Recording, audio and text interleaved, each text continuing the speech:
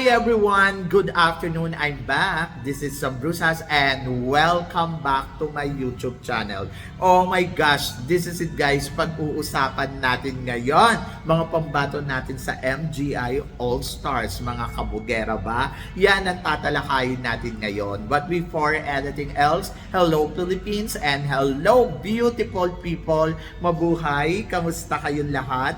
Sana lahat po kayo ay okay at safe ngayong araw na ito. At syempre sa lahat naman ng mga bago nating subscribers dyan, hello po sa inyo lahat. Maraming salamat guys sa pag-subscribe ninyo. Syempre dito sa channel ko at syempre sa lahat naman ng makasolid na makamamasam dyan na laging sumusuporta dito. Araw-araw, lagi-lagi, maraming salamat guys sa inyong lahat. Syempre usapang MGI All-Stars muna tayo ngayon. So alam ko lahat kayo ay na-excite bigla sa labanan dito sa MGI All-Stars na magaganap nga this coming May. At kahit ako parang wow, I'm so excited na kasi syempre yung mga pambato natin ay talaga namang matitindi. Sino-sino ba ang mga pambato natin?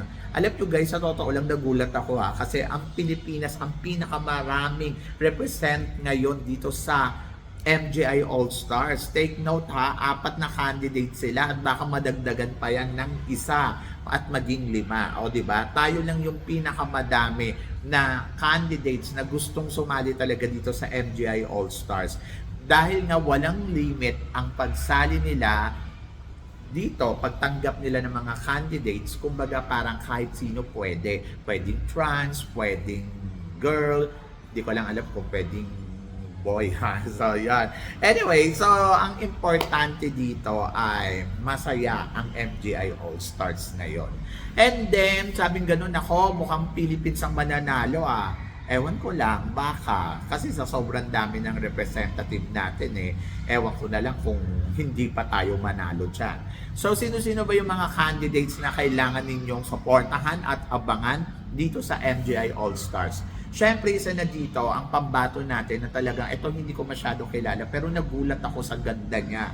At talagang yung ganda niya may ibubuga para sa MGI All-Stars. Ito ay wala nang iba kundi si Alexia Nunez na ewan ko kung saan pageant siya sumali. Pero I'm happy kasi at least, di ba, yung beauty niya talagang pack na pack. Maraming nagtaas ng kilay kasi parang dapat daw pag sinabing All-Stars ay knowing yung candidates. Dahil nga hindi nga kilala si Alexia, so maraming nagulat sa kanya na parang paano ka naging All-Stars? But for me, as long kaya niyang lumaban at kaya niyang sumabay, why not coconut, di ba? So naniniwala ako na may ibubuga yung beauty niya at maganda ang kanyang eksena dito sa MGI All-Stars. For sure, napaghahandaan niya na yan. And then, ayun, I'm so happy dahil alam ko na kaya niyang sumabay sa lahat ng mga candidates dito na magkukumpit sa MGI All-Stars. Ang tanong, manalo kaya si Alexia dito sa MGI All-Stars ngayong taon na to? So, malalaman natin yan very soon. So, I'm so excited for her. Pero ito talaga, yung in-announce na sasali siya dito sa MGI All-Stars, medyo nagulat ako ng bonggang-bongga kasi hindi ko talaga inaasahan na magjo-join siya. Ito ay wala nang iba kundi si Usha Ann Rivera. Yes! Oh my God! Nagulat ako kasi parang ano nangyari? Bakit bigla siyang sumali? Ganon. Kasi di ba, she's from Miss International Queen, title holder, take note title holder. And then, nagulat ako kasi parang, ay, ba't bigla siyang sumali dito? And then, knowing natin lahat na halos lahat ng mga queens ng International Queen ay na-eltukuyo sa iba't ibang klaseng international pageant, katulad ng Vietnam na dating Miss International Queen 2012 yata na na-eltukuyo sa Miss Universe. Tapos ito namang si Netherlands sumali sa Miss Cosmo, na-eltukuyo din. Tapos bigla silang nag-announce na sasali si Pusha. Parang ano ba kailangan patunayan ni Pusha dito? Kailangan niya bang ilaban ang mga kasister niya dahil hindi nag-penetrate ng bonggang-bongga sa iba't ibang international stage? Pero yung lumaban doon, makakalaban niya rin dito. Kaya parang naloka ako na parang ano ba, yung mga girls sa International Queens ay parang hindi pa sila happy doon sa title nila. Kasi ako, maiintindihan ko kung runners-up ka. Pero since na-title ka, parang ate, baka masayang, di ba? Kasi di ba, achievement na yun eh. Ngayon, wala ka siguraduhan na kapag sumali ka dyan, ikaw ang mananalo. But nandyan na siya, o di ba? So, let's see kung anong ipapakita ni Pusha and Rivera, and then supportahan na lang natin siya ng bonggang-bongga. So, talagang medyo nagulat lang yung ano ko, yung beauty ko sa kanya. Kasi parang ang feeling ko, parang title holder eh, but sasali uli, di ba? So yun, but gusto niya, so supportahan ta ka, di ba? Pero eto, yung sumunod na kandidata, hindi ako nagulat. Kung kay Pusha nagulat ako, sa kanya ine-expect ko talaga. Ine-expect ko na I think sasali to. Kasi open and trans, and then may pera siya, maganda siya. So ito wala nang iba kundi si Kylie Guevara Trajano. Yes! So, si Kylie ay galing sa Miss Universe noong 2025 at ngayon nga nandito siya sa MGI All-Stars. Na-eltukuyo siya doon sa Miss Universe and then siguro she wanted to try na parang no, lalaban ako at magpa-pageant ako. And then yung ina-expect ko talaga sa kanya ay ina-expect ko sa kanya ay papalo naman. And then nagulat lang ako kasi parang talaga ba she wanted to try again one more time.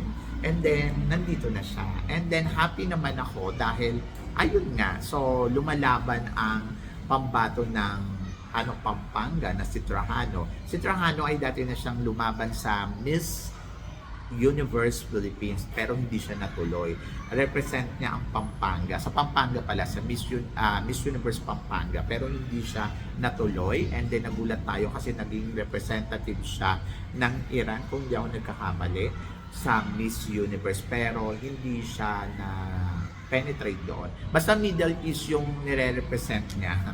And hindi ko na matandaan kung anong country. Sorry. So, yun. Anyway, so good luck syempre sa pambato ng na si Kylie Guevara Trajano. Expected ko na talaga na sasali siya. Ewan ko kung bakit. Basta yung nalaman ko kasi na parang, okay yung trans dito sa MGI All-Stars. And then sabi ko, I think sasali to sa Trajano. At ayun nga. So, after ng announcement kay Pusha, si Trajano na ang sumunod na candidate. So, yan. And then, looking forward tayo kung ano yung ipapakita niya at kung ano yung ipapasabog niya. And then, ayun, sumunod na candidates na ito ay ginulat tayong lahat yesterday dahil hindi rin natin inaasahan to. Kahit ako, unexpected talaga na Gasini Ganados join dito sa MGI All-Stars. To be honest, gusto ko siya sumali sa Miss Grand. Lagi ko sinasabi sa mga vlogs ko na sabi ko, I wanted to see Gasini Ganado sa Miss Universe, sa Miss Grand Philippines dahil parang feeling ko yung beauty niya pang grand talaga. And then I wanted to see her also sa supranational. Siguro gusto niya sumali sa Miss Supranational kaya lang dahil nga nasa Miss Universe Philippines na to and then parang feeling ko hindi na siya pwedeng sumali ng Miss Universe Philippines because she's a Miss Universe Philippines already 2019 and then now nandito nga siya sa Miss Grand All-Stars. Ang inaasahan ko sa kanya, magjo-join siya sa Supra or sa Miss Grand. And then, I'm happy kasi di ba parang nagulat tayong lahat na parang, wow, nandito siya sa Miss Grand. And ito yung nagpainit ng dugo ko yesterday sa balita na Gasini Ganados ay isa sa mga magiging represent natin sa Miss Grand All-Stars. And then marami din nagre-react na dami na nag-message sa akin yesterday. Mama Sam, do you think mananalo siya? Oo naman, malakas yung laban niya in terms of styling, beauty, and of course, yung execution niya. The way kung paano siya kumabog at the way kung paano siya makipagsabayan talaga. And then of course, looking forward ako kung ano ang magiging pasabog syempre ni Gasini Ganados. And then ayun lang, ang konting worry ko lang kay Gasini, yung kanyang comm skills. So, since 2019, ano na ngayon, 2026, siguro naman na-improve na ang comm skills ng isang Gasini Ganados, di ba?